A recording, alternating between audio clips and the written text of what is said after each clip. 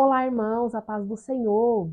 Deus abençoe você, a sua vida, a sua casa, a sua família. Irmãos, é um prazer muito grande, né? Estar aqui mais uma vez para estar falando da palavra, proclamando a palavra do Senhor. Irmãos, eu dei uma sumida. Eu gravei um vídeo anterior respondendo, né, uma irmã.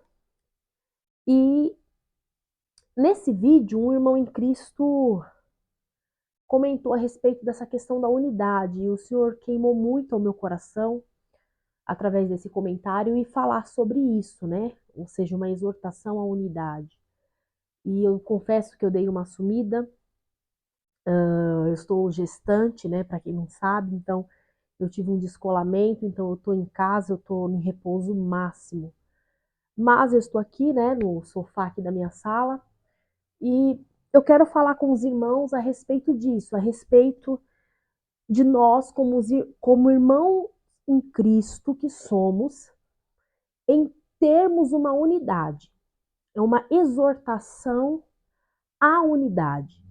E o apóstolo fala disso, o apóstolo Paulo, bem no seu comecinho da sua carta, 1 Coríntios, no capítulo 1, no verso 10, diz assim, que foi até o comentário que o irmão colocou no último vídeo e eu achei muito interessante falar sobre isso. Diz assim, 1 Coríntios, capítulo 1, verso de número 10. Rogo-vos, irmãos, pelo nome de nosso Senhor Jesus Cristo, que faleis todos a mesma coisa, e que não haja entre vós divisões. Antes, sejais inteiramente unidos na mesma disposição mental e no mesmo parecer. Então o apóstolo Paulo, ele chama aquela igreja, ele exorta aqueles irmãos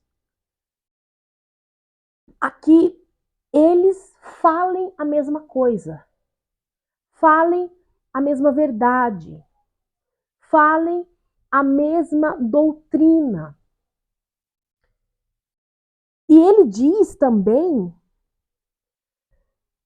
que entre esses irmãos não pode haver divisões, antes inteiramente, sejais inteiramente unidos na mesma disposição mental e no mesmo parecer. Essa palavra divisão no grego se chama ishimata, ou seja, rasgões em pano, ou seja, não cismas, ou partidos baseados não em doutrinas, ou seja, que a palavra do Senhor, ela não pode ser, a doutrina verdadeira, bíblica, ela não pode ser baseada em cima de, de, de divisão. Nós não podemos pregar a palavra de uma forma dividida. Então a gente vê muito isso hoje, nos dias de hoje. As igrejas, doutrinariamente, elas são muito divididas. Tem igrejas pouquíssimas que pregam o casamento indissolúvel, que é bíblico, que é correto. Mas vai ter igrejas que não, que vai dizer que o cara pode ter quantos casamentos ele optar. E isso não é uma unidade. A igreja evangélica brasileira não vive essa unidade. Os pastores, eles não sabem conduzir a igreja, a palavra do Senhor, e quando eu falo os pastores, eu não estou falando que são todos, de uma forma única na doutrina. Cada igreja fala uma coisa. Cada igreja fala uma coisa em relação a casamento. Por isso que a gente vê essa confusão, essa conturbação, essa bagunça em relação às doutrinas. A palavra do Senhor diz que casamento é até a morte o separe. Então os pastores vão, ensinam as suas ovelhas a terem o quê? Essa unidade de espírito. E aqui é o que o apóstolo Paulo está dizendo. Irmãos, nós temos que falar a mesma coisa. E que não haja entre vocês divisões.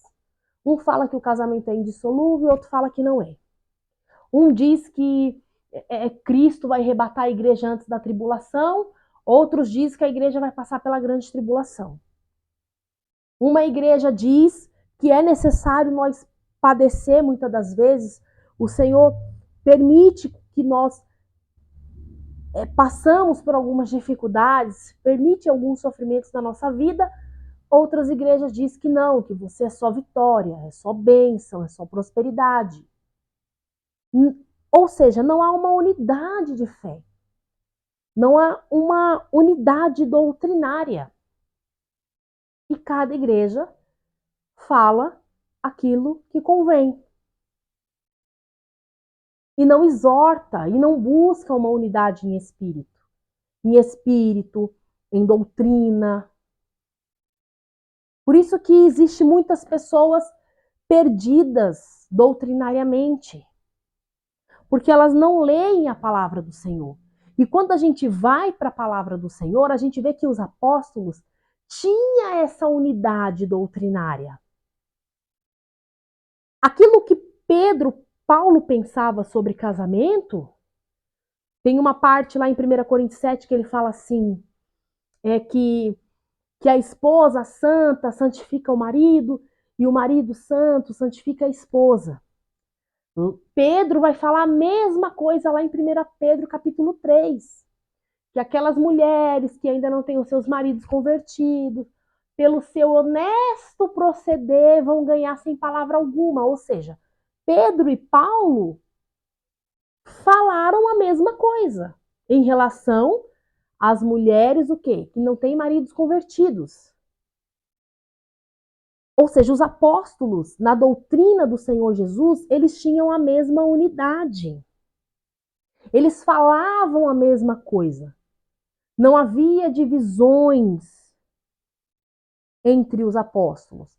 Claro que na igreja primitiva a gente vai ver que tinha algumas coisas, algumas bagunças, algumas meninices que o apóstolo Paulo tinha que ir lá doutrinar, chamou a atenção de Pedro, lá em Atos e tudo mais. Mas a doutrina bíblica, a doutrina apostólica, os apóstolos falavam a mesma coisa. Diferente dos dias de hoje, os pastores não falam a mesma coisa. Ou seja, tem um grupo de pastor que fala a mesma coisa, o outro grupo já não fala a mesma coisa. Um grupo fala que nós devemos estudar a palavra, que nós devemos meditar na palavra, que o casamento é um só, que a mulher tem que se unir, tem que se vestir de forma com pudor, com decência, que a vida de oração é importante, que nós não escolhemos a salvação, é Cristo que nos salva.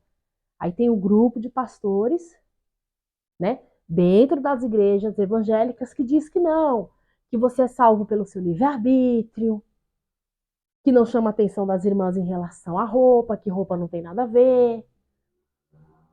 Que, não tem problema, fulano, você já casou 2, 3 vezes, não tem problema.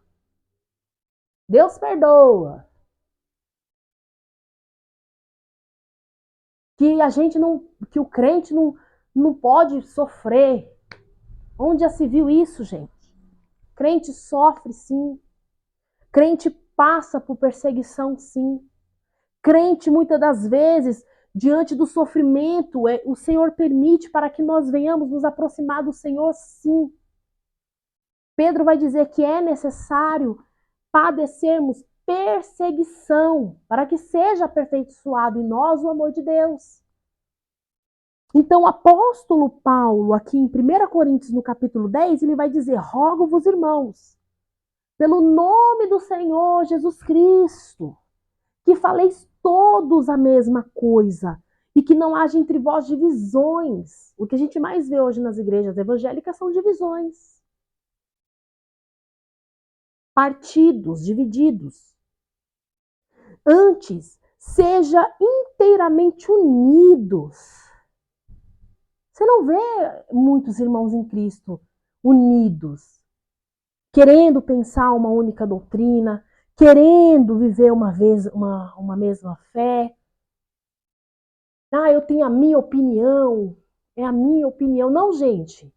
É a palavra de Deus, não é a minha opinião e nem a sua. Essa unidade nós temos que viver como irmãos em Cristo. Sejais inteiramente unidos, na mesma disposição mental e no mesmo parecer. Unidos na mesma disposição mental, unidos no mesmo pensamento, no mesmo parecer. O casamento é indissolúvel, irmão? Não, o casamento é indissolúvel. Não, nós temos que combater o pecado? Sim, nós temos que combater o pecado. Não, é necessário que muitas das vezes nós padecemos perseguições. Sim, muitas das vezes nós precisamos padecer perseguições. Nós temos que ter uma vida de oração? Sim, também nós temos que ter uma vida de oração. O casamento é um só? Sim, o casamento é um só e só pode ser dissolvido com a morte. Unidos no mesmo espírito, na mesma fé, na mesma disposição mental.